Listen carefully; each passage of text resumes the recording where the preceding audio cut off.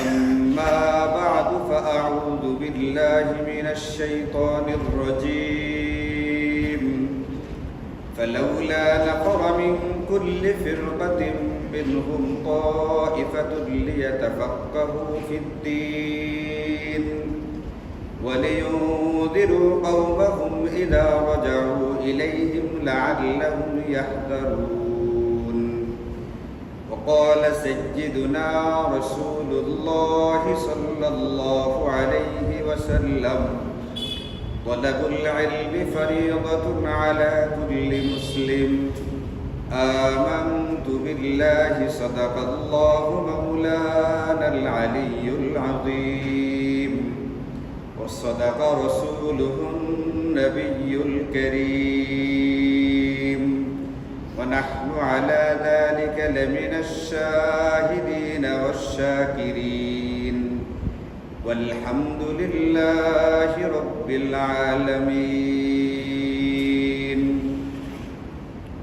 اللهم صل على محمد وعلى آل محمد كما صليت على إبراهيم وعلى آل إبراهيم إنك حميد مجيد اللهم بارك على محمد وعلى آل محمد كما باركت على إبراهيم وعلى آل إبراهيم إنك حميد مجيد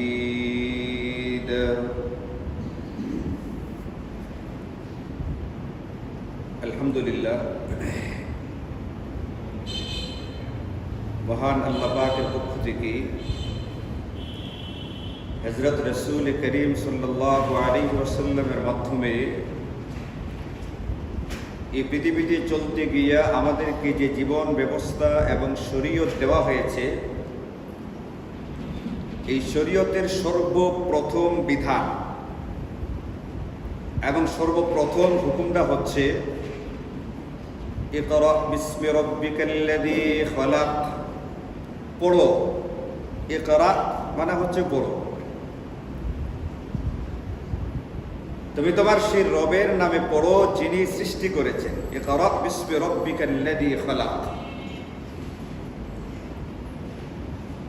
আল্লাহ পাকের পক্ষ থেকে এই যে মহা নিয়ামত আমরা পেয়েছি শরীয়ত, এই শরীয়তের প্রথম বিধানটাই হচ্ছে আল্লাহ তাআলা নাযিল করেছেন কুরআনুল কারীমের মধ্যে ইকরা পড়ো।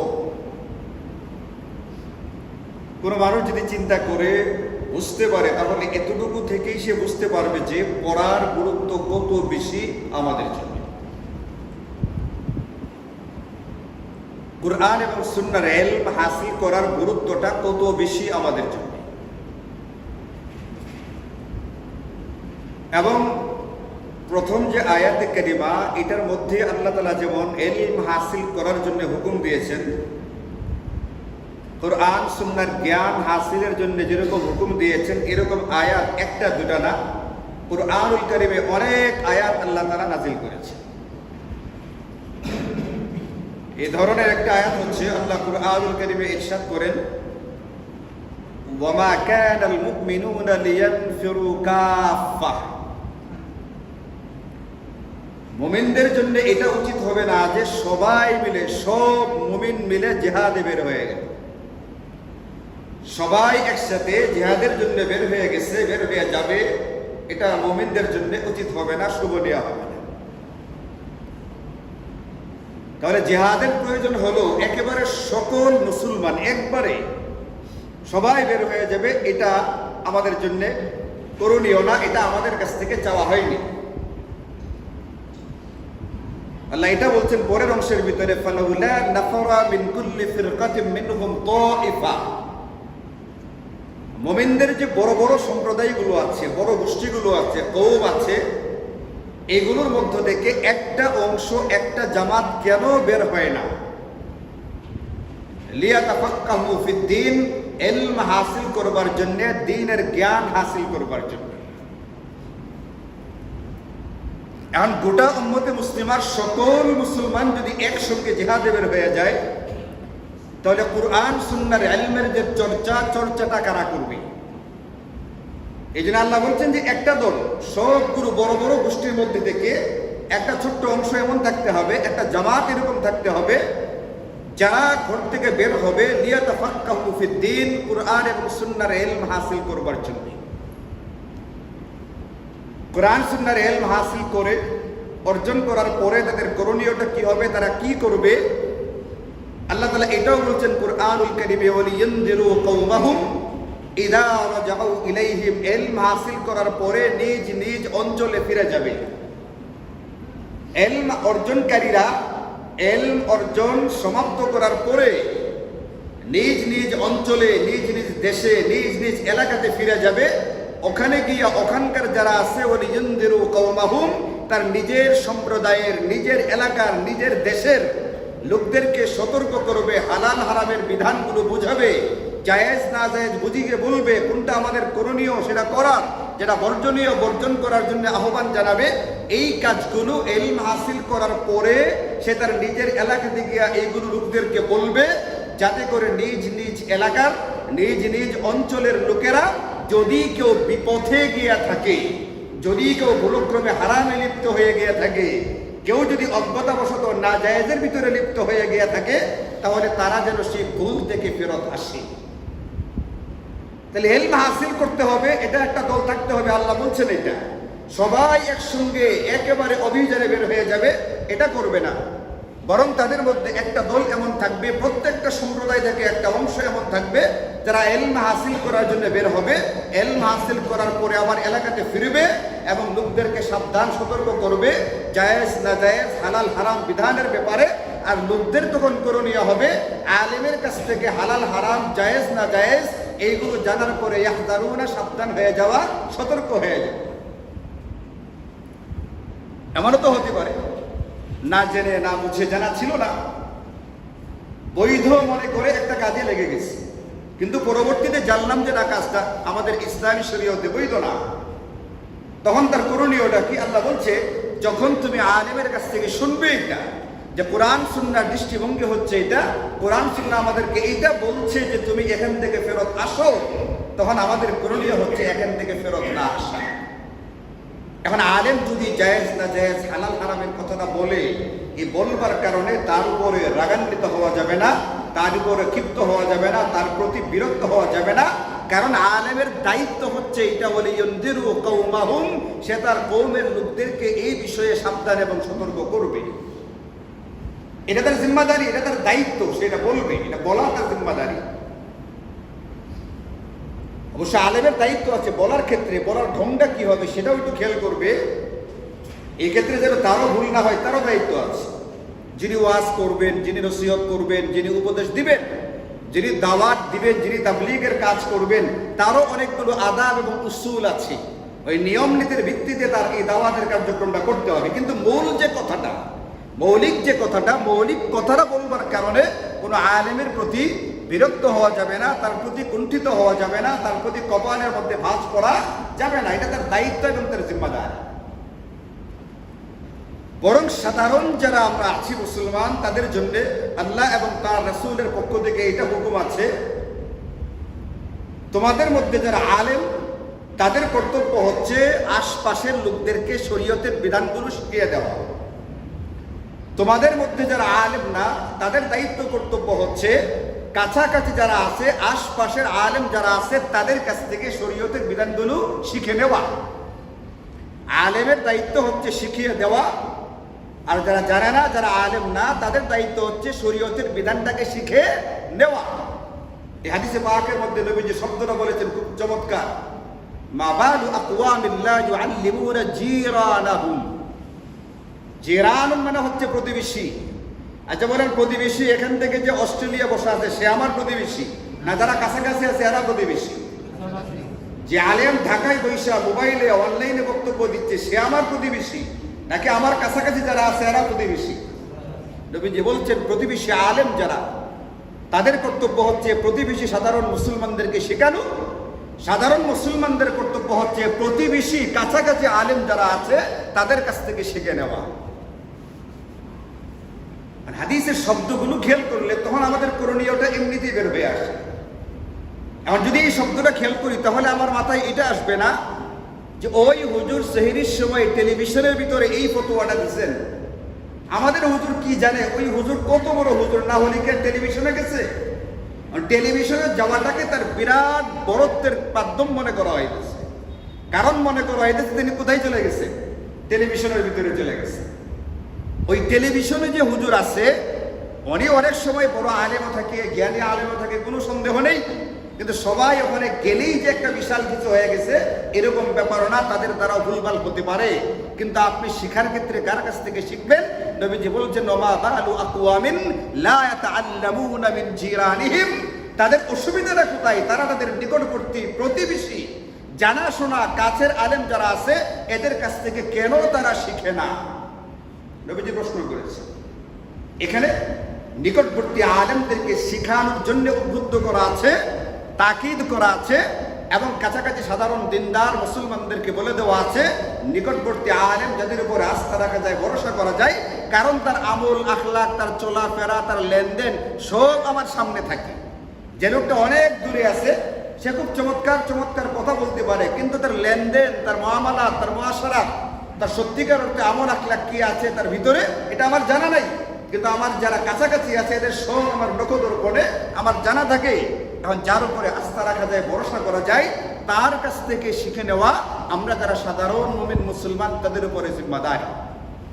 যদি এমনটা না হয় তাহলে এই হাদিসে পাকের শেষ অংশে নবীজি যে কথাটা বলেছেন আমাদের টনক নড়ার জন্য শেষ বাক্যটা এটা যথেষ্ট পরিমাণ। নবীজি বলছেন যদি এমনটা না হয় তাহলে আমি তোমাদেরকে দুনিয়াতেই শাস্তির মুখোমুখি করে দিব। আলেমদের কাছ থেকে শিখলা না, আলেমরা শিখাইল না, আলেমদের কাজ শিখানো, আলেমদের কাজ বলে দেওয়া মূল কথাটা, মাসাইলটা। আলেমের কাজ মাসআলাটা বলে দিবে, জায়েজ না জায়েজ, হালাল হারামটা বলে দিবে। আর যারা সাধারণ মুসলমান তারা এটা জেনে নেবে, জেনে নিয়ে আমল করার চেষ্টা করবে। কিন্তু এইখানে যদি কোনো রকমের গাফিলতি থাকে, এখানে যদি কোনো রকমের উদাসীনতা থাকে, কোনো রকমের বেপরোয়া ভাব থাকে, নবীজি বলছেন যে এটা এত বড় অপরাধ যে এটা শুধুমাত্র পরকালে না, এই অপরাধের কারণে আমি এই লোকদেরকে দুনিয়াতেই শাস্তির মুখোমুখি দাঁড় করাই। এই জন্য আমরা যারা মুমিন মুসলমান আমাদের কর্তব্য হচ্ছে ইলমে দ্বীন হাসিল করার গুরুত্বটাকে বোঝা, এটার ফজিলতগুলো জানা, এবং এটার সঙ্গে কোনো না কোনোভাবে নিজেকে জড়িয়ে ফেলার চেষ্টা করা।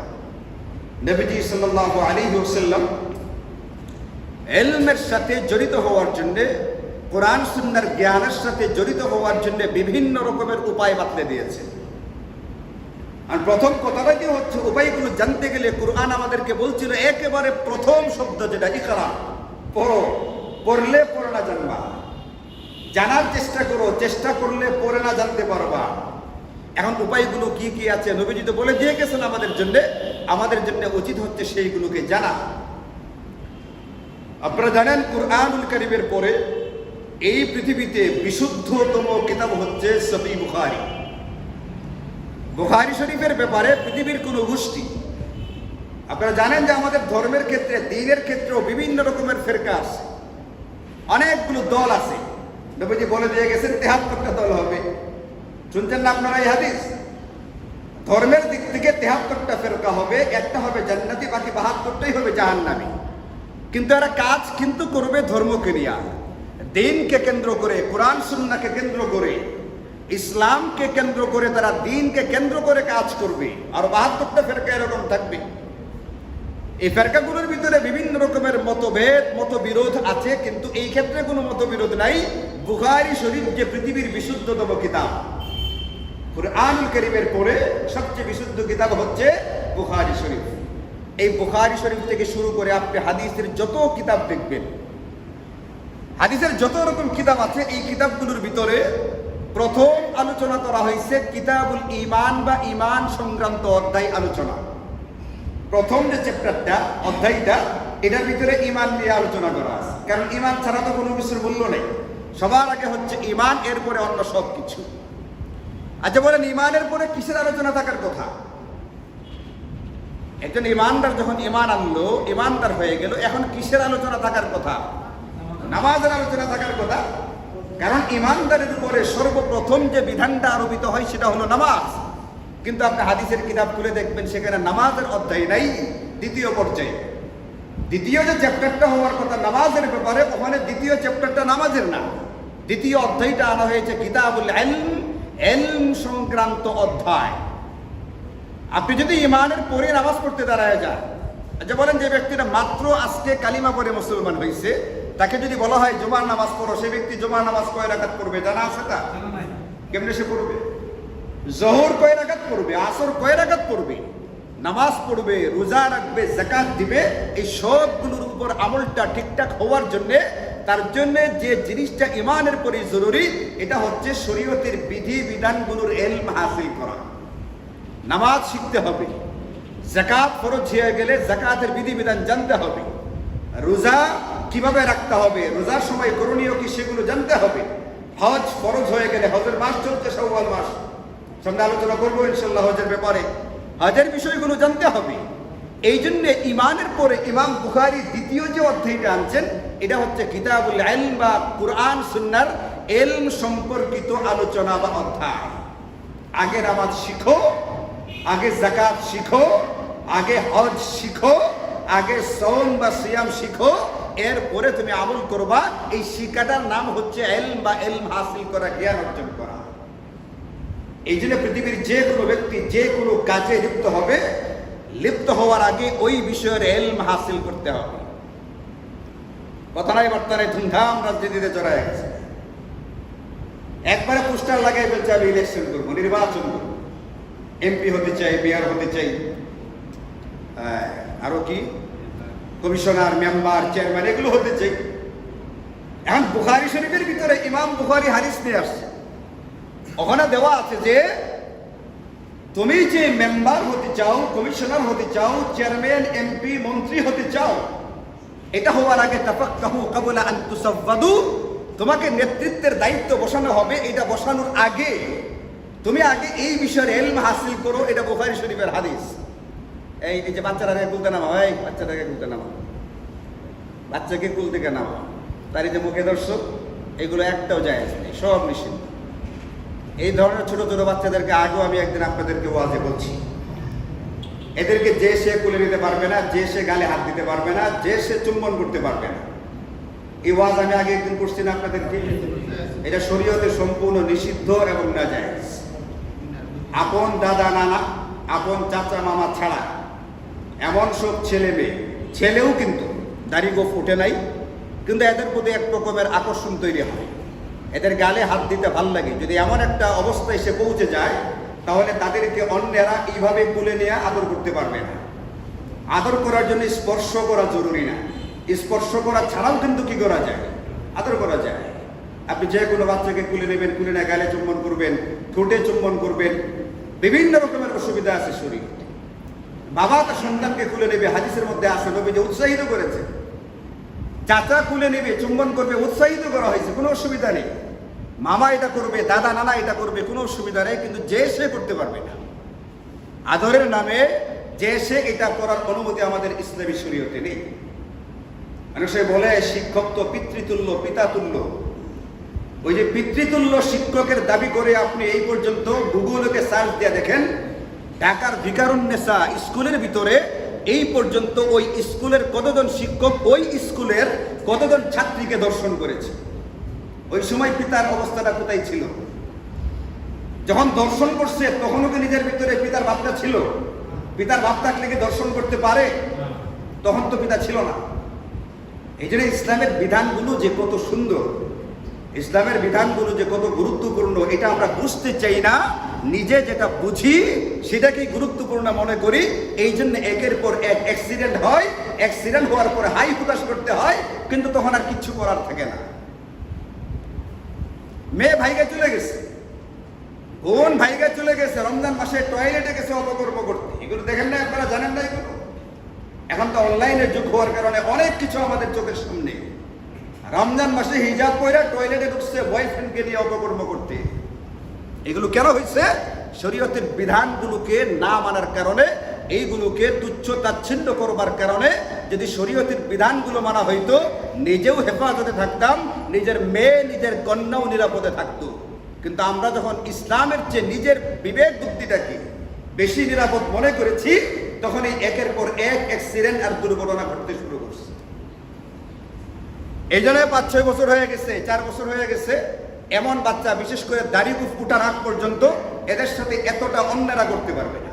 নিজের আপন ভাতিজা ভাতিজি সেটা ভিন্ন কথা, ভাইকনা ভাগ্নি সেটা ভিন্ন কথা, নিজের ছেলে মেয়ে ভিন্ন কথা, দাদা নানা ভিন্ন কথা, অন্যদের জন্য এটা অনুমতি নেই।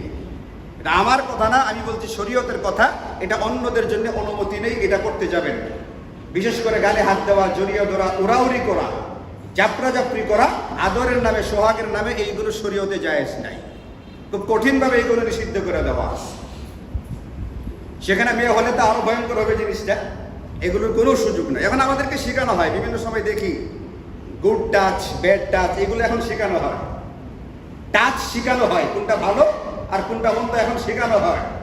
এই শেখানোটা 1500 বছর আগে আল্লাহর নবীর মাধ্যমে আল্লাহ তাআলা আসমান থেকে শিখাইছিলেন।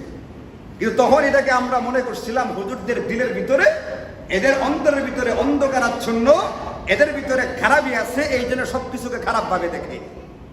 তোমরা তো ভালো করে দেখছিলা। এই কারণে স্যার স্কুলের শিক্ষকরা তো অনেক শিক্ষিত, অনেক ভালো ভালো, এদের ভিতরটা তো একবার আলোকোজ্জ্বল। এরা দর্শন কেন করে? এরা কোত্থেকে আলোকোজ্জ্বল হওয়ার পর এই কাজগুলো ঘটে। কয়েকদিন আগে ওয়াজ মাহফিলের মৌসুম গেছে না, শীতকালে। তা আমাদের দেশের নিয়ম হচ্ছে এটা, যখন ওয়াজ মাহফিল হয় মাইকটা যতটুকুর ভিতরে সীমাবদ্ধ থাকার কথা তার চেয়ে একটু বাড়াইয়া মাইক দেওয়া হয়। এগুলো নিয়ে আমি বিভিন্ন সময় কথাও বলছি, এখানেও বলছি, বিভিন্ন ওয়াজেও বলছি। যারা ওয়াজ করে দাওয়াত দিয়েছে তাদের মাহফিলে তাদের ওয়াজের বিরুদ্ধেই বলছি। এই জন্য অনেকে নারাজ হয়েছে, ওখান থেকে আমাকে বাধা দিয়ে দিচ্ছে। এটা আমার অসুবিধা নেই, কারণ আমি টাকার জন্য ওয়াজ করি না। টাকা দেয়, টাকা নেইও, কিন্তু মূলত ওয়াজটা আমি কি উদ্দেশ্যে যাই না, টাকার জন্য যাই না। তো এখন একজনে খুব বিরক্ত হয়ে লেখা লেখছে অনলাইনে, বাংলাদেশের উলামা সমাজের নাগরিক অধিকার সম্পর্কে ন্যূনতম জ্ঞান নাই। বাংলাদেশের আলেমদের, আপনাদের সাধারণ মুসলমানদের নাগরিক সুবিধা সম্পর্কে সাধারণ জ্ঞান বুদ্ধি না থাকার কারণে এইভাবে মাহফিলগুলোর ভিতরে মাইক দেওয়া আছে। এখন আমার বোনের বাসা ঢাকা মিরপুর DOH এর ভিতরে, এখানে যে স্কুল আছে এটা আর্মিদের দ্বারা নিয়ন্ত্রিত। DOHS স্কুল, এগুলো তো আর্মিদের এলাকা। ওইখানে ডিসেম্বর মাসে, ওই সময় তো ওয়াজগুলো হয় 10 দিন ব্যাপী ঢাক দুল পিটায়া। এবং আমাদের স্কুলগুলোর ভিতরেও কিন্তু ডিসেম্বর মাসে এই যে আপনার বছর শেষ হওয়ার পরে খেলাধুলার নামে বিভিন্ন সময় গান বাদ্য বাজনা বাজায় কিন্তু অনুষ্ঠানগুলো করি। আচ্ছা, টানা ওইখানে 10 দিন পর্যন্ত যে অনুষ্ঠান হইল, ওইগুলো তো কোনো আলেমরা করে না। বাংলাদেশের যে আলেমরা নাগরিক সুবিধা সম্পর্কে ন্যূনতম ধারণা রাখে না, তারা তো এই অনুষ্ঠান করে নাই। এখন মিরপুর DOHS এর ভিতরে আমি একটা কথা বলতে গেলে একটা জানি, আমি এই জন্য বলতেছি, টানা 10 দিন পর্যন্ত ঢাক ঢোল গান বাদ্য বাজনা বাজাইয়া স্কুলে যে প্রোগ্রাম করা হলো, ওই মানুষগুলো তো আলেম ছিল না, এরা ছিল আমাদের দেশের অন্যতম শিক্ষিত, অনেক জ্ঞানী গুণী, অনেক বুঝবান মানুষ। এদের তাহলে অনুমানটা কোথায় সাধারণ নাগরিকদের ব্যাপারে? তখন তো আপনার কলমটা উঠে না, তখন তো আপনি লিখতে যান না। যারে দেখতে নারী তার চলন বাঁকা, যাকে দেখতে ভালো লাগে না, যে আমার ভালো লাগার মতো না, তার সব কিছুই আমার কাছে অসুবিধা লাগে। আর যার ভাল লাগে তার কোনো কিছুই ভালো লাগে না। এই জন্য কুরআনুল কারীমে এবং হাদিসে পাকের মধ্যে অসংখ্য আয়াত আর হাদিস, ইমাম বুখারী কিতাবুল ইলম, ইমানের পরে ইলম নিয়ে আলোচনা করছেন। এখানে হাদিস নিয়ে আসছেন, নবীজি বলছেন এটা তোমাকে নেতৃত্বের স্থানে বসানো হবে। আচ্ছা, একেবারে সর্বনিম্ন যে জনপ্রতিনিধি, এটা কি মানে সবচেয়ে ছোট্ট এরিয়াতে থাকে মেম্বার। আচ্ছা, একটা মেম্বারও তো যতটুকু তার এরিয়া, এতটুকু এরিয়ার নেতা হয়ে গেল না? একজন মেম্বার যে মেম্বার ইলেকশন করে পাস করলো, তার যতটুকু এলাকা, এতটুকু এলাকার মানুষের নেতা তো সে হয়ে গেছে। বিভিন্ন কাজকর্ম নিয়ে তার কাছে যেতে হবে না আমার এখন? এই যে এতটুকু এলাকার নেতৃত্বে তুমি বসলা, এটা বসবার আগে তোমাকে ভোট দিয়া কিছু মানুষ ওখানে বসে দিবে, জেনে না জেনে, বুঝে না বুঝে ওইখানে তোমাকে বসাবে। বসাইবার আগে তুমি এই নেতৃত্বের যে এলম আছে, কোরআন সুন্নাহ এই ব্যাপারে কি বলছে, এর এলম আগে হাসিল করো, তারপরে গিয়ে ওইখানে বসবার চেষ্টা করো। ওইটা হুশ নেই আমার। এবার নির্বাচন গেল না, ভোট দিলাম এমন একজনকে যে ভোটে ফেল করছে মারাত্মকভাবে। তা আমার কয়েকজনে তিরস্কার করছে, আহা হুজুর একটা ভোট তো নষ্ট করলে। হাসি মজাক করে নষ্ট না ঠিক, এটা সময় মতো কি হবে। আদালত কি আরো সামনে আছে না নাই? দুনিয়ার আদালতেই সর্বশেষ আদালত, এই সুপ্রিম কোর্টই সর্বশেষ কোর্ট না কোর্ট সামনে আরো আছে? আমি যাকে ভোট দিয়েছি তিনি ফেল করছেন, এবং ফেল যে করছেন এটা এমন না যে আমি এটা মনে করে ভোটটা দিয়েছি তিনি পাস করবেন। আমিও জানতাম তিনি কি করবেন, ফেল করবেন। এটা মোটামুটি আমার একটা প্রবল ধারণা এটা ছিল তিনি ফেল করবেন, এবং তিনি শোচনীয়ভাবেই ফেল করছেন। খুব স্বল্প ভোট পেয়েছেন একবার। এখন আমাকে তিরস্কার করে কই ভোটটা দিলেন, ভোটটা তো নষ্ট করলেন। ভোট নষ্ট হলো কেমনি? তুমি যাকে পাস করাইতে চাইছো সে তো পাস করছেই, সে পাস করলেই তো হইলো। তোমার থেকে ঠিকঠাক মতো ছিল নাকি আমারটা ঠিকঠাক মতো ছিল, একটা ফাইনাল কোর্ট সামনে আসতেছে, ওই কোর্টের মধ্যে ইনশাল্লাহ ফাইসালা হবে কারটা ঠিক আর কারটা বেঠিক। তুমি ঠিক বেঠিক বলবার মতো এখনো যোগ্যতা তোমার হয় নাই। ঠিক বেঠিক বলবার মতো যোগ্যতা আমাদের সবার এখনো হয় নাই। আরে বেতের নামাজের ভিতরে দুয়া কুনুত পড়া ওয়াজিব, এই ওয়াজিবটাই তো আমার এখনো জানা নাই। আর ভোটটা কাকে দেওয়া সঠিক আর কাকে দেওয়া বেঠিক, এই সিদ্ধান্ত তুমি এখন কিভাবে দিয়ে ফেলো এখনই? এতটুকু জ্ঞান থাকলে তো খতিব আমি না হয়ে আমার জায়গায় কে হইতো? ওই ব্যক্তি হইতো না? হইতো না। ওই ব্যক্তি এখানে খতিব হতো, ওখানে জুম্মা পড়াইতো। মেরে ভাই, এই জন্য আমি যে কাজগুলো করি এই কাজগুলোর আগে আমাকে ওই বিষয়ের ইলম হাসিল করতে হবে। যে আয়াত বললাম আপনাদেরকে, আল্লাহ বলছেন কেন তোমাদের মধ্য থেকে একটা দল ইলম হাসিল করবার জন্য বের হয় না। ইলম হাসিল করার পরে নিজের এলাকাতে ফিরে নিজের এলাকার লোকদেরকে সাবধান করবে, সতর্ক করবে, যাতে করে তারা সাবধান হয়ে যায়। এই দায়িত্বটুকু কেন পালন করে না? এই আয়াতের তাফসীর করতে গিয়ে আল্লামা কুরতুবী রাহিমাহুল্লাহ তাফসীর করেছেন ইলম দুই প্রকার। তালাবুল ইলমে ইয়ানকাসিমু আলা কিসমাইন। একটা হচ্ছে ইলম ফারদুন আলাল আয়ান, কিছু ইলমের কাছে ফরজ আইন, প্রত্যেক ব্যক্তির উপরে আলাদা আলাদা এটা ফরজ। কাসসালাত ওয়াস সিয়াম ওয়াজ যাকাত ওয়াল হজ, নামাজ প্রত্যেকের উপরে আলাদা আলাদা ফরজ। নামাজ শিখে নিতে হবে প্রত্যেককে আলাদা করে, এটা সবার উপরে ফরজ আইন। এমন না যে দু চারজন শিখলো বাকিরা পড়লে পড়লো, না পড়লে না হয়ে গেল। ওটা রমজান মাসের ইতিকাফের মতো না, দু চারজন বসলো বাকিরা দায়মুক্ত হয়ে গেলাম। এইগুলোর ইলম হাসিল করা ফরজ আইন। আর দ্বিতীয় প্রকার ইলমুন আলাল কিফায়া, দ্বিতীয় প্রকার কিছু ইলম এমন আছে যেগুলো সবার উপরে আলাদা আলাদা করে ফরজ হয় না, কিন্তু সমষ্টিগতভাবে সবার উপরে ফরজ হয়ে যায়। যেমন রমজান মাসে ইতিকাফ করা সুন্নতে মুআক্কাদা আলাল কিফায়া। এই সুন্নতে মুআক্কাদারা প্রত্যেকের উপরে আলাদা আলাদা করে সুন্নতে মুআক্কাদা না, কিন্তু সমষ্টিগতভাবে সবার উপরে সুন্নতে মুআক্কাদা। এখন সবাই যদি দায়িত্ব মুক্ত হতে চাই তাহলে কমপক্ষে একটা অংশ, এই মহল্লার প্রত্যেকটা মহল্লার একটা অংশ ইতিকাফ করতে হবে, তাহলে সবাই দায় মুক্ত হবে। এখন যে বিষয়গুলোর ইলম হাসিল করা ব্যক্তিগতভাবে সবার উপরে আলাদা আলাদা ফরজ না, কিন্তু সমষ্টিগতভাবে সবার উপরে ফরজ, তাদের সবাইকে এই ফরজের দায় মুক্ত হতে গেলে প্রত্যেকটা মহল্লা থেকে, প্রত্যেকটা গুরুত্ব থেকে, মিন কুল্লি ফিরকাতিন মিনহুম তাইফা, প্রত্যেকটা বড় এলাকা, প্রত্যেকটা বড় দল থেকে একটা অংশ এরকম থাকতে হবে যারা ইলম হাসিল করবে। যদি একটা অংশ ওই ইলমটা হাসিল করে সবাই গুনাহ থেকে বাঁচবে। আর যদি মহল্লার ভিতরে, নিজের অঞ্চলের ভিতরে একজনও ওই রকম পারদর্শী আলেম তৈরি না হয়, গোটা মহল্লাবাসী গুনাহগার হবে। আর নবীজির হাদিস আপনাদেরকে একটু আগে শুনিয়েছি, লাউআজিলান্নাহুমুল উকুবাতা ফিদ দুনিয়া, এই ধরনের অপরাধী যারা হবে এদেরকে আমি এই দুনিয়াতেই শাস্তির মুখোমুখি দাঁড় করাই দিই। দুনিয়াতেই শাস্তিযোগ্য অপরাধ ইলমের সঙ্গে জড়িত না। এই জন্য মেরে ভাইও, আমার আপনার করণীয় হচ্ছে, কর্তব্য হচ্ছে এই ব্যাপারে সাবধান হওয়া, সতর্ক হওয়া, কোরআন সুন্নাহর ইলমের ব্যাপারে গুরুত্ব দেওয়া, নিজে ইলম হাসিল করা, অন্যদেরকে উৎসাহিত উদ্বুদ্ধ করা। কিয়ামতের আগে তো অবস্থাটা এরকম হবে, নবীজি বলে দিয়ে গেছেন, ফিতনা তাসবির দানা সুতা ছিঁড়ে গেলে দানাগুলো যেরকম একটার পরে একটা পড়তে থাকে, এইখানে যেরকম হবে ফিতনাটা একটার পরে একটা এরকম ভাবে আসতে থাকবে। এমনকি দ্বীনের নামে, ধর্মের নামে তোমাকে বিপথগামী করা হবে, তোমাকে গুমরাহ করার চেষ্টা করা হবে। এই জন্য নবীজি সাল্লাল্লাহু আলাইহি ওয়াসাল্লাম সতর্ক করে গেছেন, ইয়াহমিলু হাযাল ইলমা মিন কুল্লি খালাফিন উদুলুহু, প্রত্যেক আগত সম্প্রদায় থেকে প্রত্যেক পরবর্তী প্রজন্ম থেকে একটা দল এমন থাকবে যারা এই কোরআন সুন্নাহর ইলম হাসিল করবে। ইলম হাসিল করে তারা করবেটা কি? নবীজি বলে দিয়ে গেছেন কি করবে। ইয়ানফুন আনহু তাহরিফ আল গালিন, এক নাম্বার যারা ধর্মের ব্যাপারে বাড়াবাড়ি করে, বাড়াবাড়ি করনেওয়ালাদের বাড়াবাড়ি থেকে ইসলামকে হেফাজত করবে, মুসলমানদেরকে হেফাজত করবে। উদাহরণ দেওয়ার জন্য বলছি, শুধুমাত্র বহু সম্প্রদায় এরকম আমাদের দেশে আছে। এই বাড়াবাড়ি করনেওয়ালা বর্তমানে যদি আমরা বিবেচনা করি আমাদের জামানায় কারা এটা? এদের মধ্যে একটা দল হচ্ছে আহলে হাদিস, যারা নিজেদেরকে হাদিসের অনুসারী দাবি করে। আহলে হাদিস কোনো একটা এলাকাতে, কোনো একটা অঞ্চলে ধরেন যে ওখানকার মুসল্লিরা নবীজির সুন্নাহর উপরে আমল করতে গিয়া ফরজ নামাজের ভিতরে ইমাম সাহেব যখন সূরা ফাতিহা পড়েন তখন তারা আস্তে আমিন বলে, মনে মনে যেটা আমিন, নীরবে যারা এটা বলে। আবার কোনো কোনো অঞ্চলে জুড়ে বলে।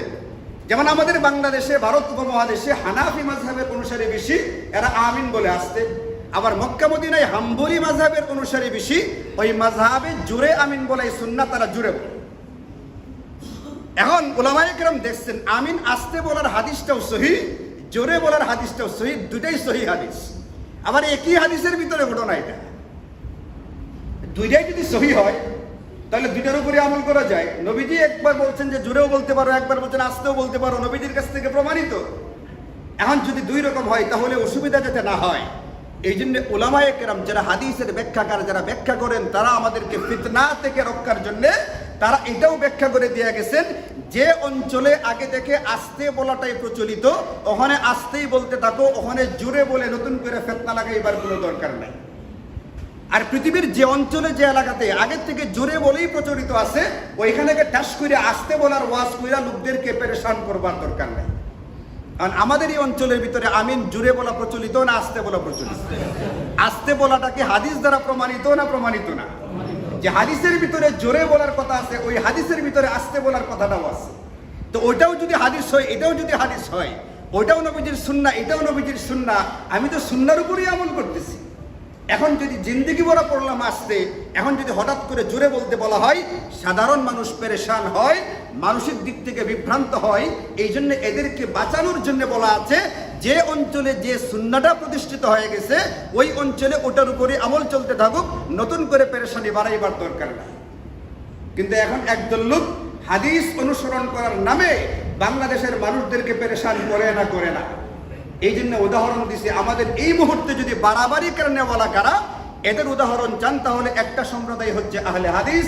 এই আহলে হাদিস সহকারে যারা বাড়াবাড়ি করবে, বাড়াবাড়ি করনেওয়ালাদের বাড়াবাড়ি থেকে ইসলাম এবং মুসলমানদেরকে হেফাজত করবে, এটা হবে আলেমদের দায়িত্ব এবং জিম্মাদারি।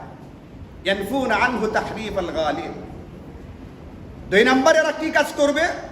ইলম হাসিল করার পরে এদের দ্বিতীয় করণীয় কর্তব্যটা হবে ওয়া ইনতিহাল আল মুবতিলিন। বাতিল পন্থীদের বাতিল পন্থাকে এরা রোধ করবে, প্রতিরোধ করবে। বাংলাদেশে উদাহরণ দেওয়ার জন্য বলি, এই মুহূর্তে বাতিল পন্থী দল কারা? কাদিয়ানি সম্প্রদায়। যারা এ কাদিয়ানি সম্প্রদায় গোলাম আহমদ কাদিয়ানিকে নবী মনে করে, আমাদের নবীজির পরে পৃথিবীতে আর কোনো নবী আসবেন না, অসংখ্য আয়াত আর হাদিস দ্বারা প্রমাণিত। এখন এই আয়াত এবং হাদিসগুলো থাকার পরেও যদি কোনো সম্প্রদায় এটা মনে করে যে এখনো নবী আসতে পারে, নবী আসেন, তাহলে এরা গোটা পৃথিবীর ওলামায়ে কেরামের ফতোয়া মতে এরা কাফের, এরা বাতিল পন্থী। কারণ কাদিয়ানীদের ব্যাপারে আপনাদেরকে সতর্ক করা হবে, বলা হবে বাতিল পন্থী, কাদিয়ানী জামাতের ভিতরে যোগ দিবেন না, এটা বলে দিবে। এটা অভিজ্ঞ আলেম যারা, তাদের কর্তব্য করণীয় হচ্ছে এটা। নবীজি বলে দিয়ে গেছেন 1500 বছর আগে। এটাকে আপনাদেরকে বলা হয়েছে না হয়েছে না? কাদিয়ানীরা কাফের বলা হয়েছে না হয়েছে না? কিন্তু এরা নিজেদের নাম বলে আহমদিয়া মুসলিম। নিজের নামটা কি লাগাইছে? মুসলিম, মুসলমান। আপনাকে কিয়ামতের আগে দ্বীনের নামে, ধর্মের নামে বিভ্রান্ত করা হবে, নবীজি সাবধান করে গেছেন 1500 বছর আগে। 3 নম্বর, ওয়া তা'ওয়িল আল জাহিলিন। যারা মূর্খতা সুলভ ব্যাখ্যা করবে কোরআন সুন্নাহ, কোরআন সুন্নাহর ব্যাখ্যা করতেছে, তাফসীরের কিতাব লিখছে, কোরআন সুন্নাহর ব্যাখ্যার নামে, তাফসীরের কিতাবের নামে লোকদেরকে বিপথগামী করবে, গুমরা করবে, পথহারা করবে। এদের থেকে সাধারণ মুসলমানদেরকে এই আলেম যারা হবে তারা বাঁচাবে, রক্ষা করবে। মূর্খদের মূর্খতা সুলভ অপব্যাখ্যা থেকে মুসলমানদেরকে হেফাজত করবে, এটা আলেমদের দায়িত্ব। এর উদাহরণ বর্তমানে যদি দিতে চাই, যেমন ধরেন সাদ সাহেব বহু রকমের ব্যাখ্যা করতেছেন কোরআন সুন্নাহ। এই ধরনের আরো গোষ্ঠী আমাদের দেশে আছে, সবগুলো নাম এখন বলা যাবে না, সময় অবস্থা বুঝছেন না জিনিসটা, সব সময় সব দলের নাম নিয়ে সবকিছু বলা যায় না, স্থান কাল পাত্র বিবেচনা করার পর কথা বলতে হয়, এটাও কোরআন সুন্নাহের নির্দেশনা। তাফসীরের কিতাব লেখার পরে আপনি বলেন তাফসীরের কিতাব পড়ে নবীদের প্রতি সাধারণ মুসলমানদের ভক্তি বাড়বে না কমবে? তাফসীরের কিতাবের ভিতরে হযরত মুসা আলাইহিস সালাম, হযরত দাউদ আলাইহিস সালাম সহকারে অসংখ্য নবীদের, এমনকি আমাদের আদি পিতা হযরত আদম আলা নবিয়্যিনা ওয়া আলাইহিস সালাতু ওয়াস সালাম সহকারে অসংখ্য নবীদের সমালোচনা কইরা তাফসীরের কিতাবের পৃষ্ঠার পর পৃষ্ঠা ভরে ফেলছে, আবার নাম দিয়েছে তাফসীরের কিতাব। তো এরা মানুষকে গুমরাহ করতেছে, বিভ্রান্ত করতেছে কিসের নামে? অধর্মের নামে না ধর্মের নামে? ধর্মের নামে গুমরাহ করার চেষ্টা করতেছে।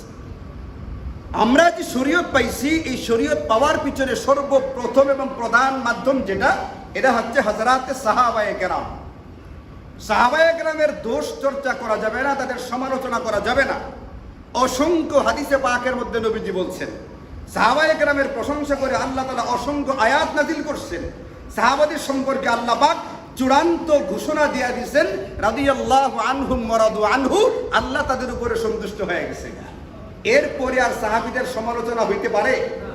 তারা সাহাবীদের সমালোচনা করে মুস্তাকিল কিতাব লিখে ফেলছে, 400 পৃষ্ঠার উপরে কিতাব লেখা হয়ে গেছে। জিজ্ঞেস করলে পরে বলতেছে আমরা তো ইতিহাস চর্চা করেছি। ইতিহাস চর্চার নামে তোমার বাবার সমস্ত অপকর্ম যদি আমি বলতে শুরু করি, তখন এই ইতিহাস তোমার ভালো লাগবে? যে ব্যক্তি বলে সাহাবীদের সমালোচনা করছি ইতিহাস চর্চার নামে, আমি যদি তোমার বাবার, তোমার দাদার সমস্ত অতীতের অপকর্মগুলোকে মানুষের সামনে বলতে শুরু করি কিতাব লিখা, আর যদি বলি যে ইতিহাস চর্চা করি, তোমার কি ভাল লাগবে? তোমার বাবার ইতিহাস বলতে ভাল লাগে না, তোমার দাদার দোষ চর্চাগুলো করতে তোমার ভাল লাগে না, সাহাবায়ে কেরামের দোষ চর্চা করবা, আবার বলবা যে ইতিহাসের চর্চা করি।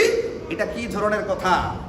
নবীজি বলে দিয়ে গেছেন 1500 বছর আগে তোমাদের প্রত্যেকটা সম্প্রদায় থেকে একটা গোষ্ঠী আলেম এমন তৈরি হইতে হবে যারা সাধারণ উম্মতে মুসলিমাকে বাতিল পন্থীদের বাতিল পন্থা থেকে, বাড়াবাড়ি করনেওয়ালাদের বাড়াবাড়ি থেকে, মূর্খদের মূর্খতা সুলভ অপব্যাখ্যা থেকে মুসলমানদেরকে হেফাজত করবে, মুসলমানদের ঈমান আর আমলকে হেফাজত করবে।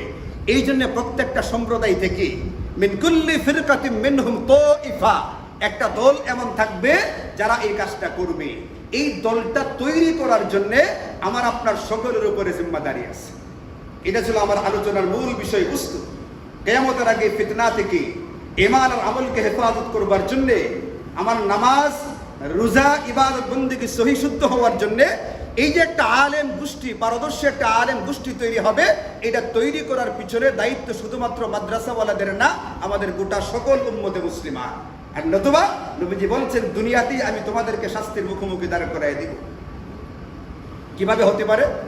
নবীজি বলছেন তুমি নিজে আলেম হও, সম্ভব না হলে আলেম হওয়ার চেষ্টা করো। আর চেষ্টা কেমনে করা হবে? শুক্রবারের বয়ান শুরু হয়েছে হলো কয়টায়? 1:45 আগে। মুসল্লিরা আসতে হলো 1টার পরে। কোত্থেকে শিখবে? শিখার তো কথা ছিল ওখান থেকে। শিখতে হবে, এদেরকে মহব্বত করতে হবে, কোনো না কোনোভাবে এদের সাথে সম্পর্ক জড়িয়ে যেতে হবে। মসজিদ মাদ্রাসার সঙ্গে আমাকে জড়িয়ে যেতে হবে, আলেম তলিবুল আলেমদের সাথে আমার জড়িয়ে যেতে হবে। এইটা হলে আমার রক্ষা হবে, কারণ ওইটা আমার জন্য প্রাণ তুল্য। আমি মূলত একটা মৃত লাশ, আমার ভিতরে প্রাণ হচ্ছে কোরআন সুন্নাহর যারা ধারক বাহক, এদের সাথে আমার সম্পর্ক কানেকশন আছে, মানে হলো আমার ভিতরে প্রাণ আছে। আর যতক্ষণ এই কানেকশনটা নেই, আমার ভিতরে সত্যিকার অর্থে প্রাণ নেই। নবীজি বলছেন মাসালুল্লাযী ইয়াযকুরু রাব্বাহু ওয়াল্লাযী লা ইয়াযকুর কামাসালিল হাইয়্যি ওয়াল মাইয়্যিতি। দুনিয়ার সব মানুষ জীবিত না, আমরা যাদেরকে জীবিত মনে করি এদের ভিতরে একদল জীবিত, আরেক দল মৃত। যাদের আলেমদের সাথে সম্পর্কটা আছে এরা জীবিত, আর যাদের সাথে সম্পর্কটা নাই এরা মৃত, যদিও আমরা এদেরকে জীবিত মনে করি। আইসিইউতে যে আছে সে কি মৃত না জীবিত?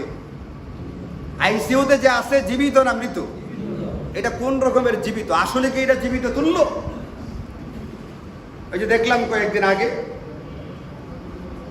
একজন এমপি হয়েছেন আমাদের কওমি থেকে, একজন না কয়েকজন হয়েছেন। তো একজন সংসদে ঢুকতে যাচ্ছেন কোনো একটা কারণে, আপনারা দেখছেন না, এটা বিজন থেকে বলছে এই যে জঙ্গি এমপি যায়। যে এই কথাটা বলছে এ কি আলেমদের সাথে সম্পর্ক আসলে আছে নাকি নাই? আদব আখলাক শিষ্টাচার ইসলামের অনেক বড় এবং জরুরি জিনিস। আদব আখলাক নিয়ে আরেকদিন আলোচনা হবে ইনশাআল্লাহ। এখানে শুধু বোঝাচ্ছি কানেকশনটা আছে না নাই। মেরে ভাইও, কোরআন এবং সুন্নাহ আমাদেরকে বলছে, এখানে যারা আমরা আসছি, আজকে সারা পৃথিবীতে যারা শুক্রবারে মুসলমানরা যারা নামাজ পড়তে গেছে, এরা সবাই কিন্তু মুসলমান। এদেরকে মনে রাখতে হবে, আবার মুসলমানিত্বটা তখন ঠিকঠাক যখন নাকি কোরআন সুন্নাহর ধারক বাহকদের সাথে আমার সম্পর্কটা ঠিকঠাক।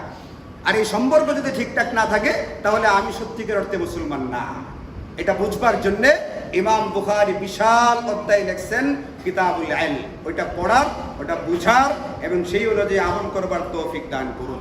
ওয়া আখিরু দাওয়ানা আলহামদুলিল্লাহি রাব্বিল আলামিন।